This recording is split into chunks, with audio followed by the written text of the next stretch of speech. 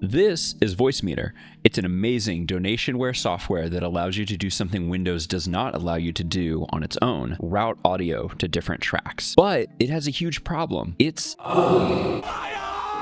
Okay, it's not actually that it's ugly, looks aren't everything, but it's really hard to understand and even harder to set up properly. And I think that scares a lot of people away from even trying it. But this software is so incredible and powerful, and I'm going to show you exactly how to set it up so you can do things like listen to copyrighted music on your Twitch streams. And if you record something on your computer, like gaming content on YouTube, it makes your life much easier because it gives you full control over your audio in the editing process. So I'm going to show you exactly how I have my Voicemeeter set up, tell you how and why it works, and at the end, you should be able to split your audio properly for any recording or streaming needs you could possibly have, and you might even just understand exactly how this abomination works. But first, let's address the elephant in the room. Wavelink 3.0 exists, it's also free, from Elgato, it's way better designed, it doesn't require their hardware anymore, it's objectively just better, right? Well, yes, in theory, it is easy to set up. I was able to do it in just a few minutes when I tested it right after it launched. However, what I can say for sure is I had a consistent issue right after launch where my audio would just not work. I kept having to reset the routing on my personal mix to a different device or no device and then back to my audio interface, and then it progressively got worse and worse. Over the course of a couple of weeks, eventually my audio just stopped working altogether and it would require a PC restart to fix it, and then eventually nothing fixed it at all, and I just ended up uninstalling it and resetting my Voicemeeter setup back to exactly how it was. So in theory, Wavelink 3 should be great, but I can't personally recommend it in good faith on my own personal experience with it. Your mileage may vary, but that's why I'm sticking with Voicemeeter. Now, before we get into setup, let's talk about how Voicemeeter works and why exactly it matters for your setup. You can skip right to the setup guide with the chapters below if you don't care about this. But audio routing basically takes the concepts of a real physical audio mixer and applies them to software. If you were mixing a band, let's say, you might have an input for each instrument. So you have drums, guitar, and then you have the lead singer on a vocal mic. Each of these have their own fader, which controls the volume of that piece of the band. You can control each one independently, take one out entirely, or route certain pieces so that you only hear certain things in certain places. Like you might have people in another room where they only need to hear the vocal mic and not the drums and guitar or something like that. Voicemeeter does the same thing, but in software virtually right on your PC. You likely have a mic, which is already its own input, so that's really easy,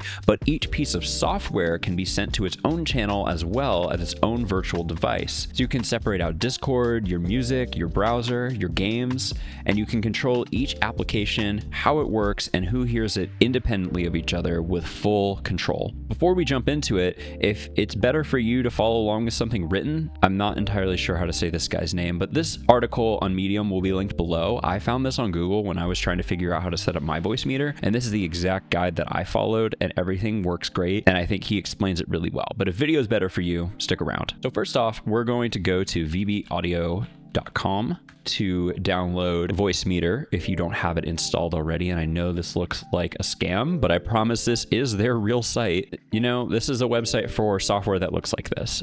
You get what you get. We're going to need a couple of things from the audio apps tab. So we need to download V.A.C, not that kind of V.A.C, the virtual audio cable. Download at least one virtual audio cable. I use 2 of them personally, so you can also just get A and B or C and D if you would prefer.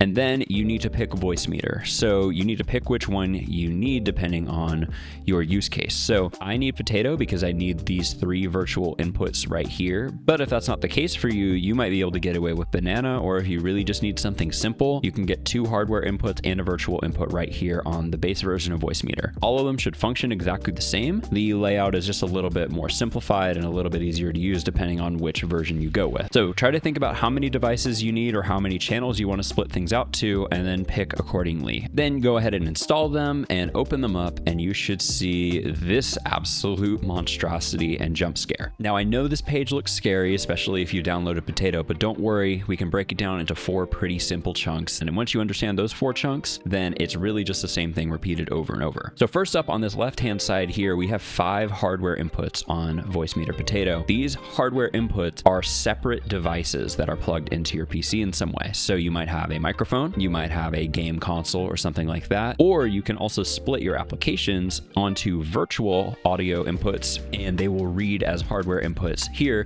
Like I have this one labeled Discord. We will label all of these accordingly here, and I realize I need to label that one as well for my Nintendo Switch, which is plugged into my PC with a little capture card. Here in the middle of this app, we have our virtual inputs. So this is my desktop audio. This is my music player, which is Spotify in my case. Up here in the top right-hand corner is our hardware outputs. So right now I have a one configured to my audio interface, which goes to my headphones. And I'm going to be honest, I don't remember what the virtual audio cable B is supposed to be doing here. I can't find it attached to any of my apps currently, so just pretend that doesn't exist. But with these hardware outs, you can select if you have a number of devices like a TV and a set of headphones and a speaker system or something like that, whatever. You have a bunch of different devices you might want to send audio to. You can select all your hardware devices from right here by clicking on any of these buttons, and then they are mapped to A1, A2, A3, A4, or A5 in the case of Potato. So you can pick anything here. We see our virtual audio cables here. You see this is a monitor on my PC. I know it says monitor, but this is my audio interface. Then finally down here on the bottom right, we're just going to ignore this whole special effects section right here. We don't need any of that. So this section is pretty simple. This is just like a master control. If you're like, okay, I need to cut all audio to my stream, boom, you can do that. It's whatever you need it to be.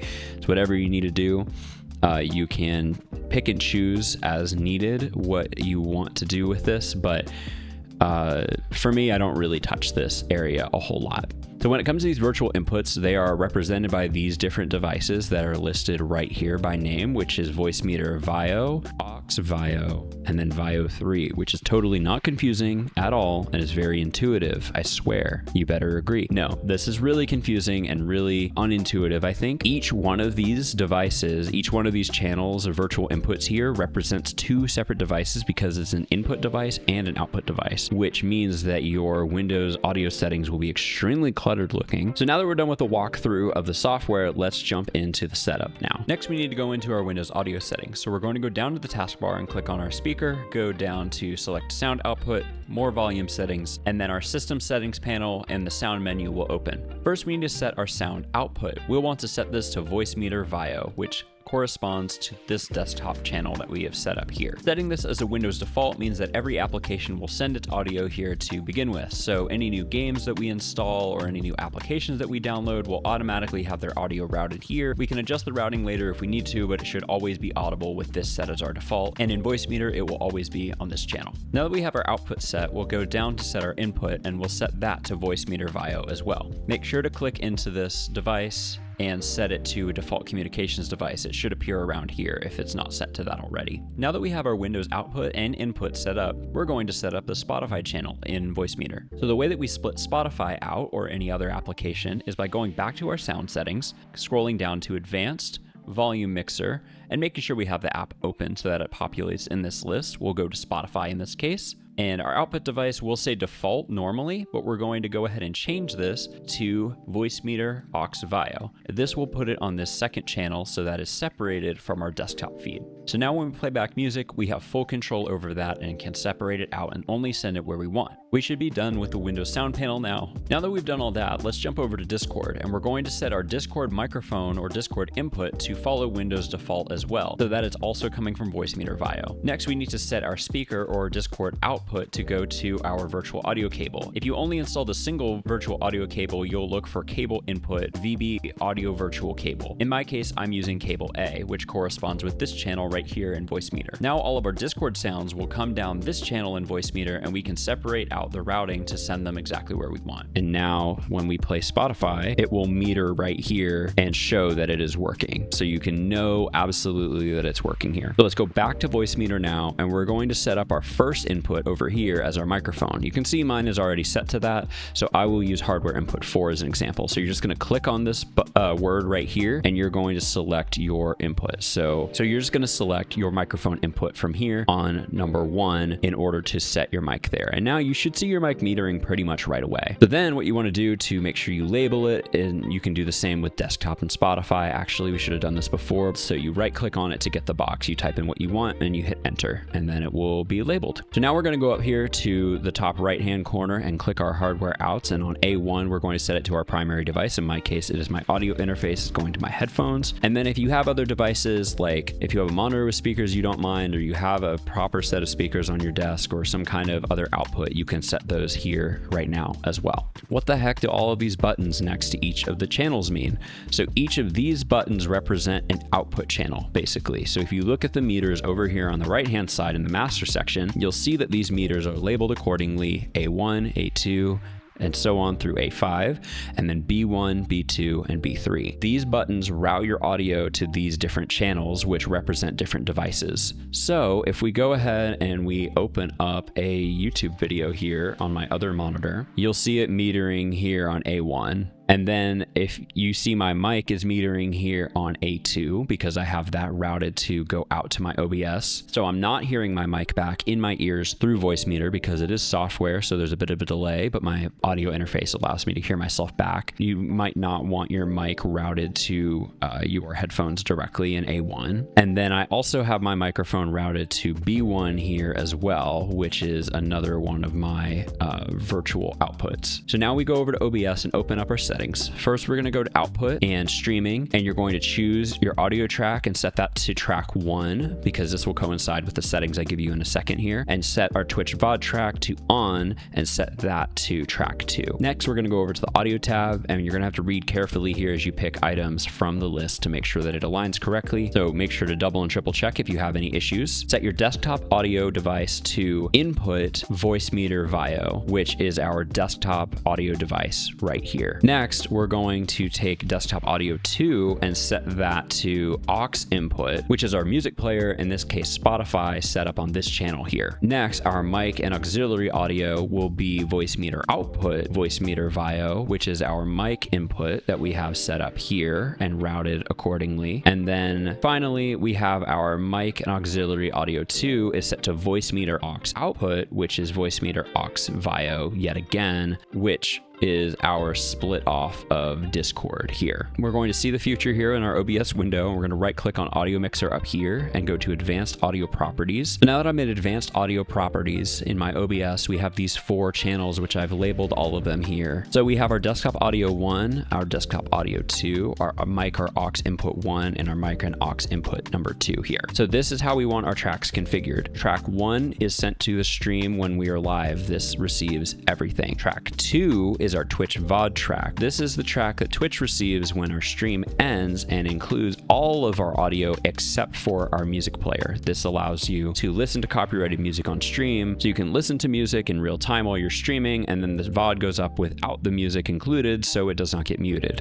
Super cool. And next up, the final few channels here, the final 3 are set up to split your audio out for editing. Track 3 is my microphone. Track 4 is my desktop audio, and track 5 is my Discord sound. So if I'm in Discord with friends, there will be audio on track 5, but otherwise there won't be. You can also set up an additional device here on track 6, and you can put something like maybe Twitch alerts, or if you're running text-to-speech on your stream, you could throw that on the 6th track here. So if you wanted to separate the audio for your alerts out, make sure that you have your source here. Right-click, go to Properties, click Control Audio via OBS, and then when you go back to your Advanced Audio Properties, you just untick these 3 tracks here, 3, 4, and 5. You want the alerts on track 1 so that your stream can hear them when you're live. You want them audible on track 2 most likely so that they are in the Twitch VOD, so when people are watching back, they get the full experience. And then you put them on track 6 so that you can easily separate them out in editing and post-production so that you can mute TTS or any kind of alerts that might be distracting when you're editing your video. And boom, just like that, you should have full control over your alerts audio.